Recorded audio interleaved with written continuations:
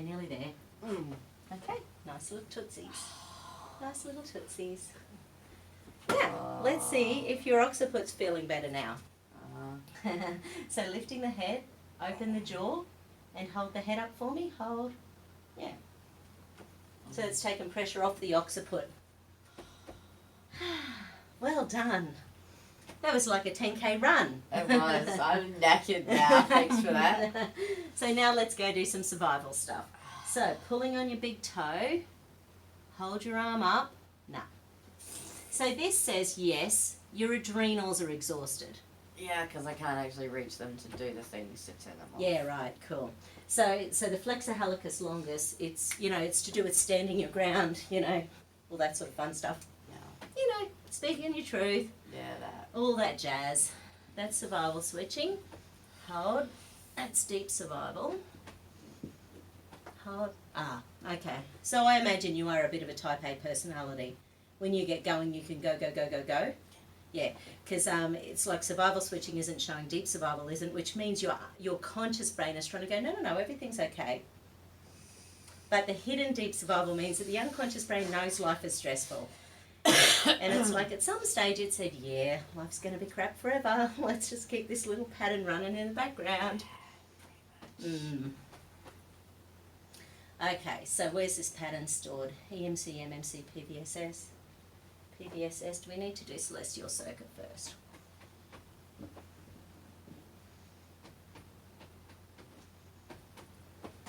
And hold up, nice and strong. No. Yeah. Not a chance. So that's the center of it's the connection between the conscious and unconscious pathways in the brain. Okay. It's okay, so where is it? Yeah, right. Okay, so and to the right. Your centre of gravity is behind you about 5 feet off to the right, and the right's the masculine side and the behind is the past. Okay. Oh. Once again, could be dad stuff.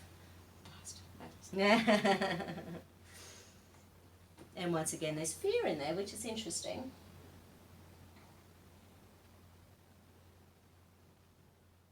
Yeah, once again, interesting.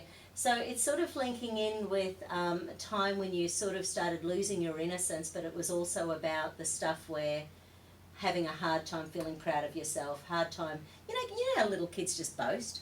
They sort of just say stuff, but then when someone says the wrong thing to you, all of a sudden you stop saying, you stop speaking your truth. Yeah. Yes. So at some stage we do whatever the hell we have to do to speak our truth. Oh God, I just had a thought. Yeah. Maybe it's not my dad. Ooh, okay. Do you want me to muscle test? Yeah, just that's all I'm going to say for Okay. a minute. But yeah, just double check it's... So firstly, only give me a lock if it's in relation to father energy. Hold. Okay. So think about who you're thinking about and only give me a lock if it's in relation to that person. And hold. Yeah, right. That's... Epiphany. Okay, so release. Letting it go. Let me turn the video off. Are we talking about it, or are we just going to go with it? Do you want me to turn it off and then turn it off on afterwards?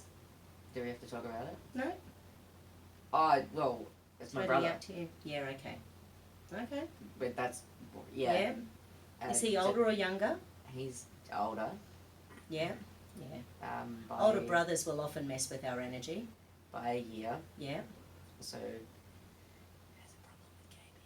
Oh, yeah, right. So that's ongoing. Yeah. He's trying, though. So on a scale of 1 to 10, how well do you feel respected by your brother? Minus 100. Okay. On a scale of 1 to 10, how much do you feel loved by your brother?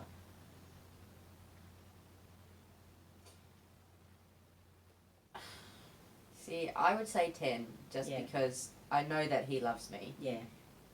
But there is other issues. Yeah. That are just too big. And obviously that must mess with your confidence when you're around him if there's that underlying thing that he can't accept. Yeah. Yeah, absolutely. Yeah.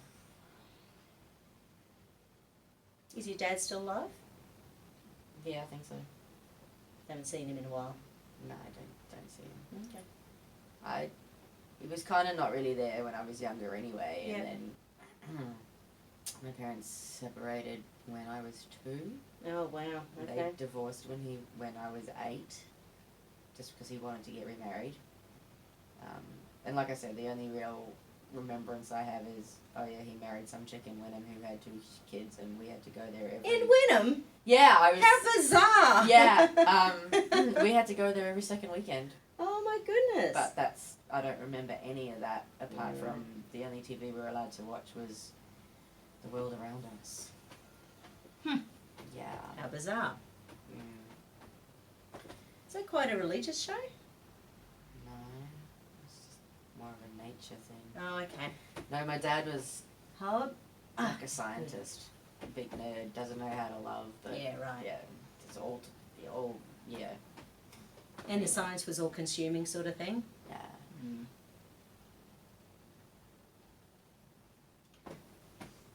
So celestial circuits rebalanced. So now let's go back in and sort out this survival pattern.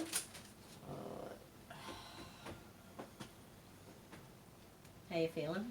I'm alright. Why? No. Just sort of checking. That was just an interesting thought that came up just then, that was all. Yeah. He has messed with something else. Now, I'm going to check what glasses. Oh, yeah, these are useful. I can use them. Useful ones or not.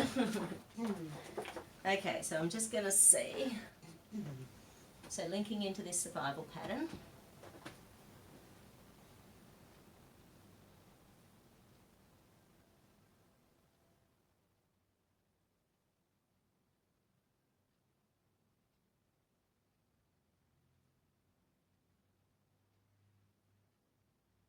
Oh, okay. Really? Huh. Interesting. It's messing with your self-love and self-worth, but not your sexuality. You know, which is fine, but interesting.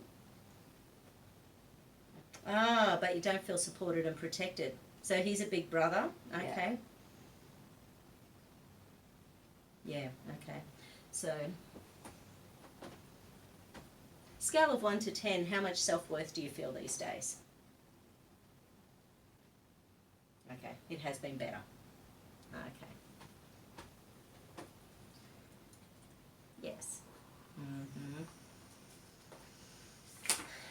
You are worthy for this place on the earth. We're all here to feel love and happiness. Oh God, okay. I just got goosebumps. So, you can say it out loud or you can think it. I release the need for approval from my family. Hold up.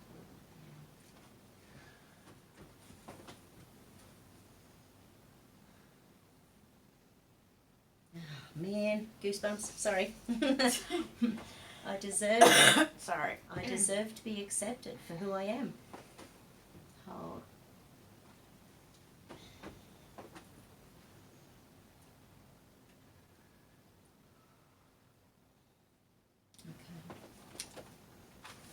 That, as you can imagine, will make the survival patterns that bit deeper. Deeper, bigger, more challenging, but better. Sure. Yeah. So this little part of the survival pattern, the periventricular, it's about when that nervous system just gets totally overloaded and you want to do anything rather than think about it. So, yeah. Because it's just too jolly hard.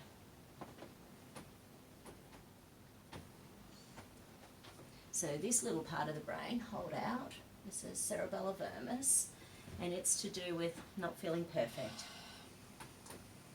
And it's even worse than that, it's not feeling perfect under stress, so we give ourselves doubly a hard time when we're stressed, and then we're not reacting in a way that we think other people would want us to react under stress. So we pick on ourselves not only because we're stressed, but because we haven't behaved perfectly in front of someone else.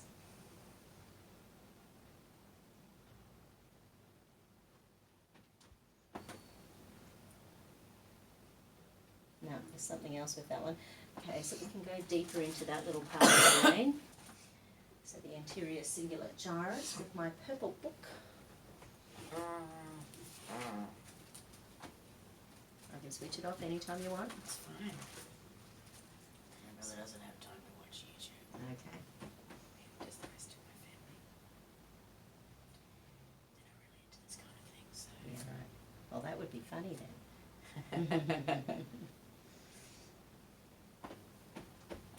So this is messing with communication with your hypothalamus. The hypothalamus has control of everything.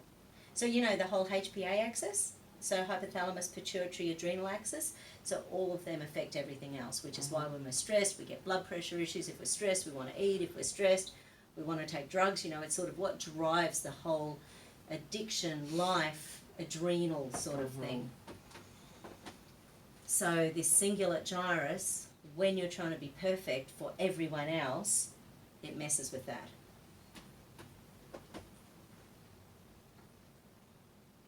Sometimes it's about ourselves. Sometimes we're giving ourselves a hard time, but mostly we're giving ourselves a hard time because of the way we see other people seeing us, or we feel the way other people are seeing us. Are you an empath? Do you take on other people's stuff? Yeah. Yay. It's great, isn't it? Oh, mate. Yeah, no. Did you talk to Sanu about that? Not about Oh, being empath, man. no. She's just, she is. She will, she's funny. Something happened the other day and I can't remember, but anyway, she spent the afternoon taking flower essences and trying to clear, you know, whatever it was like someone dumped some negative energy and she was just hammered by it. But you know, this is the sort of workplace that happens. You just take flower essences all afternoon. Oh. Yeah. Yeah, no, I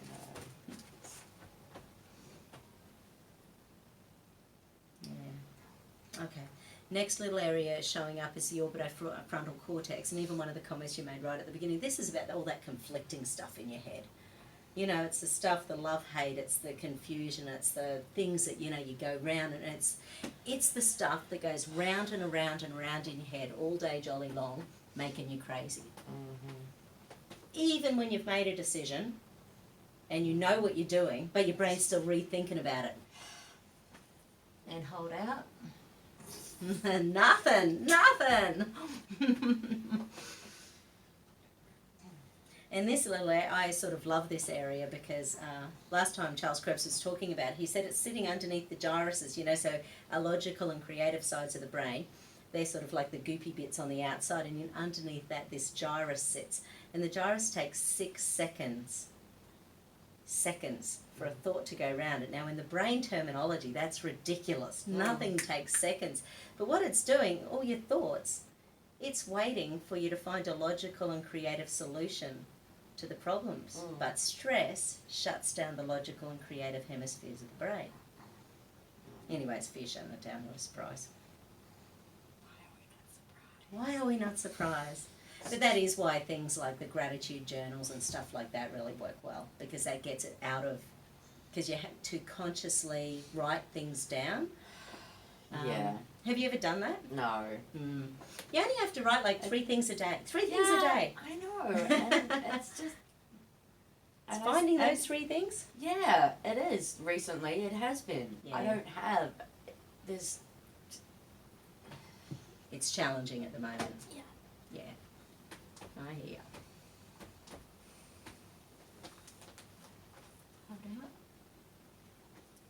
Sorry. Yeah, nothing.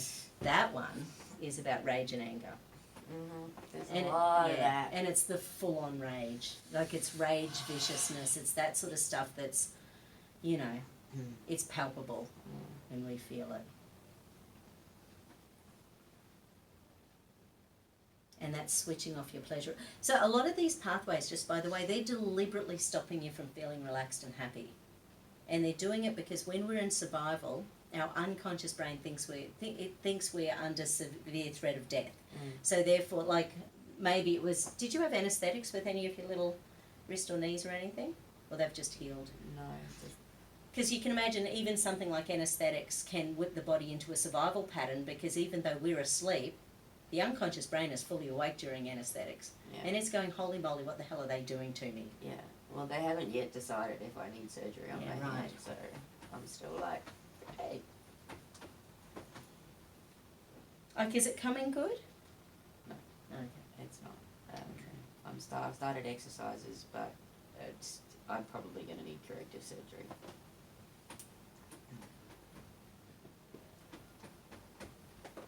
So everything's still there, the ligaments, tendons. Yeah, it's all still there. It's just got severely ruptured. Right. Yeah. I'll give you some information on the stem enhanced products. Have you heard of those? They help to release stem cells. No, I haven't, but I'll. Yeah, because sometimes that can really kick, healing into action. Yeah.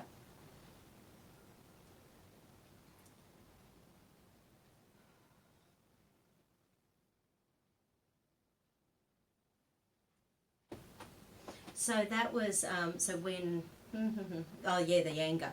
So the anger, part of it's because your body's been running on noradrenaline for so long. So once again, you've got the adrenaline running, which is like the tiger in the room. You better get up the tree fast as you can. But noradrenaline's about the family of tigers down around the corner.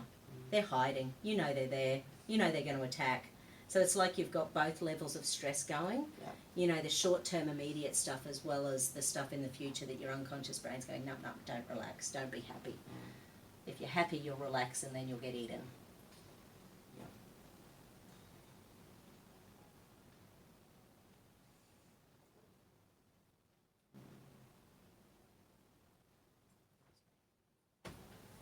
Who's over here with you? Or did you come on your own? You On the mean- plane? By myself. Yeah. Did you have a taxi or something picking you up? My friend's boyfriend, Okay. but he'll just wait. I wasn't supposed to be going to their place tonight, but they decided I was, so he's picking me up. This is a good thing. Yes. This is a happy thing. Yes.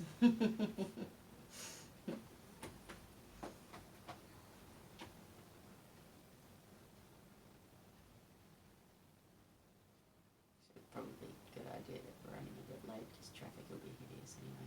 Where's he coming from? His truck depot's at Murray, so Oh, it's yeah. here, but we've got to go all the way over to Castledine, so. Oh, right, okay. So let's recheck the survival stuff. So firstly the adrenals, and hold, and hold, and it was hidden deep, and hold, beautiful. Now let me just check a few of those, just because stuff is so stressful, I want to check some of the connections between the left and right sides of the brain. Nah. Okay. See, I knew that before you even, I was like, nah, it's... Trust issues. Yeah, well, let's... Across the board at the moment by the sounds of it. Hold out nice and strong. No. Yeah.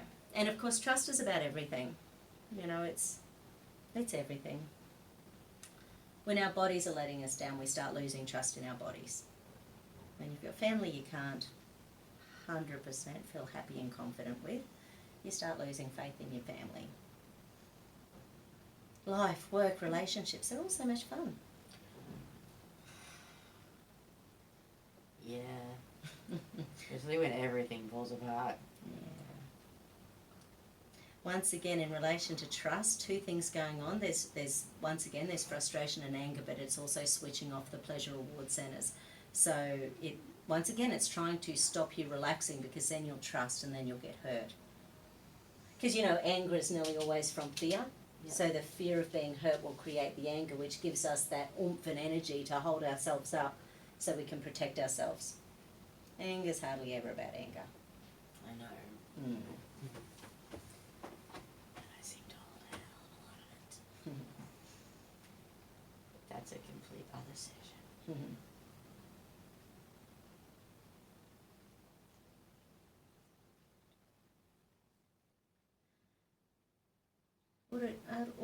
Auditory stuff. So the auditory integration points are showing up. Is one of your stresses at the moment answering phone calls from anyone, or like does anyone stress you, or are you a self-talker, putting yourself down, or is there someone in your world who's saying stuff you don't want to hear at the moment?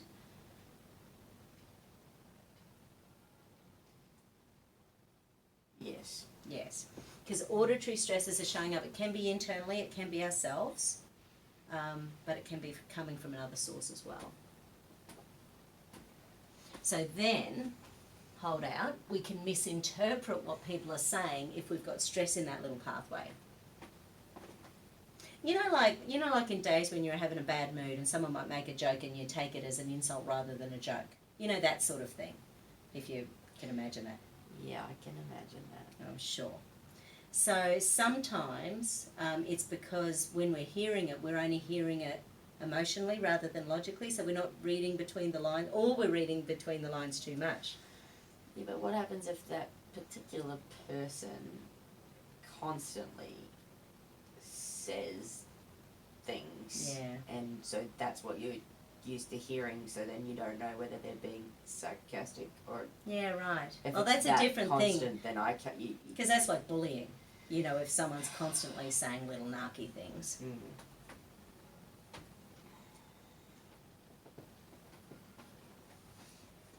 And hold out. Are you good at seeing bullying and repelling it? Or because you're an empath, do you take it on a bit and just suck it up, princess? No, I hate it. It Makes you angry. that makes me angry, Yeah. but the place where it happens the most, I Yeah. can't do anything about it because... I hear ya. And Yeah. No, it's shocking, isn't it? So all you can do is protect your own self. Yeah. Yeah. But that, once again, as soon as we started talking about bullying, it whipped you into an old pain and punishment circuit again. Were you bullied at school? yeah, on the school bus by the kids that live down the road. Yeah. Yeah, so you learned once again really young that you had to be responsible for yourself. Because no one else was going to do it for you. So then you lost the ability very young to expect respect, and you lost the ability to even feel supported even when it was there. So sometimes it will be there, and because our boundaries have been up for so long, you just don't feel it. And that can accidentally end up pushing people away if they're actually giving support, but you're not feeling it.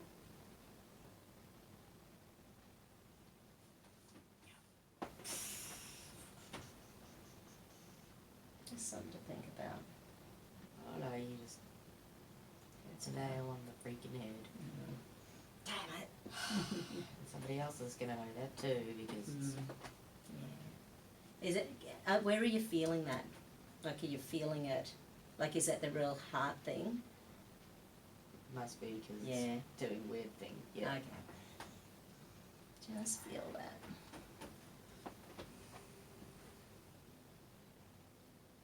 Oh, that just blew your crown chakra.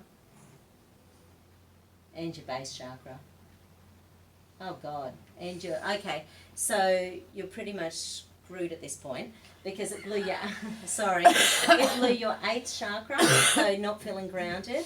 Blew your crown chakra, so every negative thing from everyone can just come on in and, you know, tentacle at themselves, as well as the, so it's sort of like, boom, yeah. Okay, so of those, which one's the bully? The 8th chakra. And that'll be because you never felt grounded. So because you never felt fully safe and comfortable and loved and supported and respected, and that's your feet. It's the one underneath the feet. Yeah. Okay. So the feet relate to the adrenal glands and the sphenoid. And hold up. And hold. Okay. Okay, that's 3rd stage stress, chronic fatigue of your 8th chakra. So Oh, yes! So, woohoo!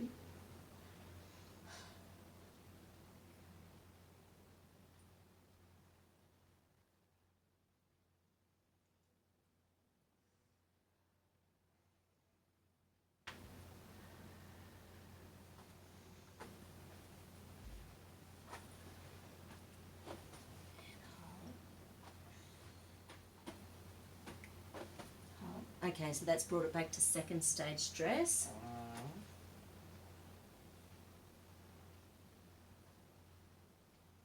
Oscillations. Okay. So they're similar to the celestial circuit, so there's just points I need to hold and pulse. They are about when the cells are just set for stress all the time. So they just help to reset the cells.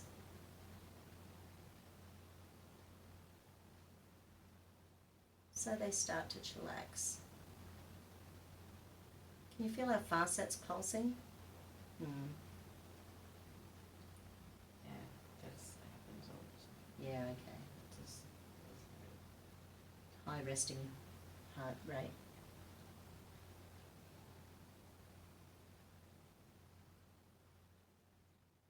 Oh, hello. Thank you. That was lovely.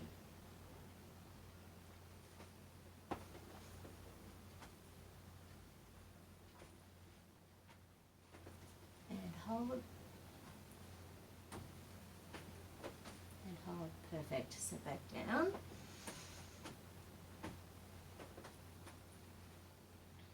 So now let's recheck your base chakra. Because sometimes if you do the bully, the other one's reset. And hold. Yeah. So the base chakra's fine. Let's check crown. And hold.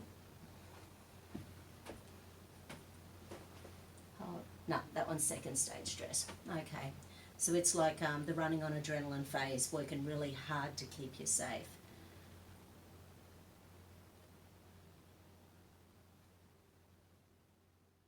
Tuning forks. Okay. Oh, haven't had tuning forks before. I don't know. Okay. What are we doing? Okay, so it's a combination of adrenal and liver stress. So the adrenals, okay, so energetically, each tuning fork has a frequency. Oh, yeah. So I'm just going to use them over the crown chakra. Adrenals, liver. Oh, well, Yeah, right. liver. Yeah. So good old liver, where we store our rage and anger and frustration and internalised depression.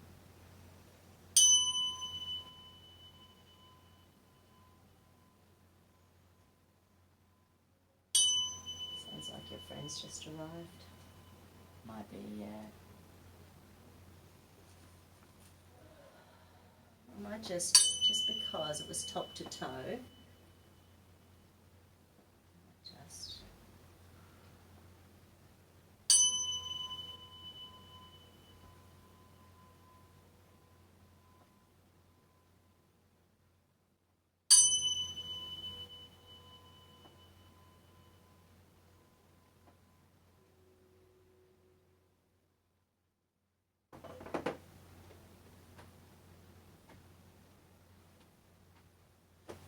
and hold. And hold. Perfect.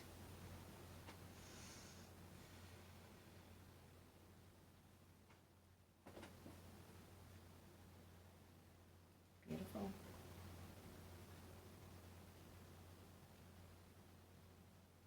Nice. Beautiful. So survival patterns calm down, celestial circuit up and running, all your chakras up and running, all your major muscles up and running.